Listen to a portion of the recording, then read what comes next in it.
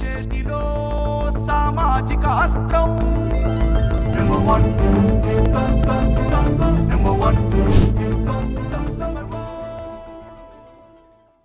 Welcome to number one news. పాకిస్తాన్లోని కీలక నగరాలైన ఇస్లామాబాద్, రావల్పిండి, కరాచీ, లాహోర్ నగరాలపై భారత్ దాడులు చేసిందని భారత విదేశాంగ కార్యదర్శి విక్రమ్ మిశ్రీ తెలిపారు.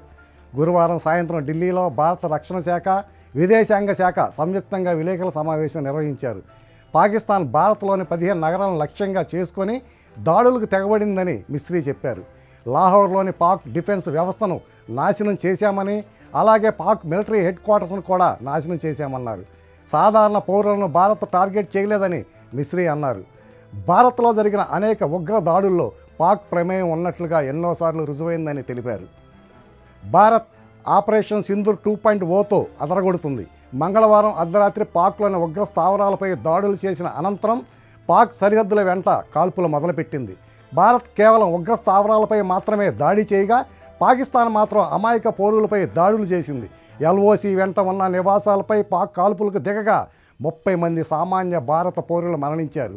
అంతేకాక భారత్లోని 15 నగరాలపై బుధవారం అర్ధరాత్రి పాక్ మిస్సైల్స్తో దాడులు దిగగా భారత్ ఆ మిసైల్స్ను కూల్చివేసింది.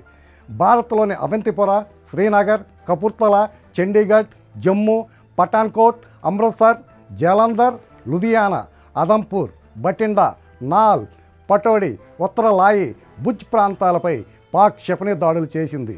అయితే భారత అంబుల పొదిలో ఉన్న S-400 సుదర్శన చక్ర క్షిపణి వ్యవస్థ ద్వారా పాక్ మిస్సైల్స్ను గాలిలో ఉండగానే కూల్చివేసింది. పాక్ ప్రయోగించిన ఏ ఒక్క మిస్సైల్ కూడా భారత భూభాగాన్ని తాకలేకపోయింది. S-400 సుదర్శన చక్ర క్షిపణి వ్యవస్థ 360 డిగ్రీల సర్వే లైన్స్తో పనిచేస్తుంది. 300 కిలోమీటర్ల దూరం నుంచి 600 కిలోమీటర్ల దూరం నుంచి వచ్చే మిస్సైల్స్ను గమనించి కూల్చివేస్తుంది. ఇది ఒకేసారి 36 యాంటీ మిసైల్స్ను గురిపెట్టి శత్రువుల మిసైల్స్ను కూల్చివేస్తుంది. భారత్ పాక్ మధ్య ఉన్న యుద్ధ వాతావరణంలో ఒకటి జమ్మూ కాశ్మీర్, మరొకటి గుజరాత్, రాజస్థాన్లను రక్షిస్తున్నాయి. ఎల్ఓసి వెంట ఉన్న సామాన్య పౌరులపై పాకిస్తాన్ దాడులు చేయడంపై ఆగ్రహించిన భారత్ ఆపరేషన్ సింధూర్ 2.0తో స్టార్ట్ చేసింది. ఎల్ఓసి వెంట సామాన్య పౌరులపై పాకిస్తాన్ దాడులు చేయడంపై ఆగ్రహించిన భారత్ ఆపరేషన్ సింధూర్ 2.0తో స్టార్ట్ చేసింది. ఇందులో భాగంగా పాకిస్తాన్లోని లాహోర్, రావల్పిండిలపై మిసైల్స్, డ్రోన్లతో భారత్ విరుచుకుపడింది. పాకిస్తాన్లోని 25 ప్రాంతాలలో భారత్ దాడులు చేసింది. ఈ దాడుల్లో పాక్ మిసైల్స్ డిఫెన్స్ సిస్టమ్, రాడార్ల వ్యవస్థలు తుడిచిపెట్టుకుపోయాయి. చైనా నుంచి పాకిస్తాన్ దిగుమతి చేసుకున్న రక్షణ వ్యవస్థలు ఎందుకు పనికి రాకుండా పోయాయి. భారత్ ప్రయోగిస్తున్న మిసైల్స్ రాకను చైనా రాడార్ల వ్యవస్థ గుర్తించలేకపోయాయి. దీనితో పాకిస్తాన్లోని అనేక ప్రాంతాలు భారత దాడుల్లో సర్వనాశనమయ్యాయి.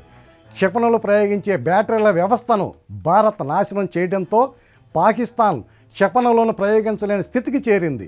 డిఫెన్స్ సిస్టమ్ నాశనం అవడంతో భారత మిసైల్స్ను అడ్డుకునే శక్తి కూడా పాక్కు లేకుండా పోయింది. భారత చేసే దాడులను తట్టుకోలేని పాకిస్తాన్ ఎంపీలు ఏడుస్తూ మాట్లాడటం పాక్ పరిస్థితికి అద్దం పడుతుంది. జై హో భారత్, వందే మాతరం. మరిన్ని లేటెస్ట్ అప్డేట్స్ కోసం చూస్తూనే ఉండండి నెంబర్ వన్ న్యూస్.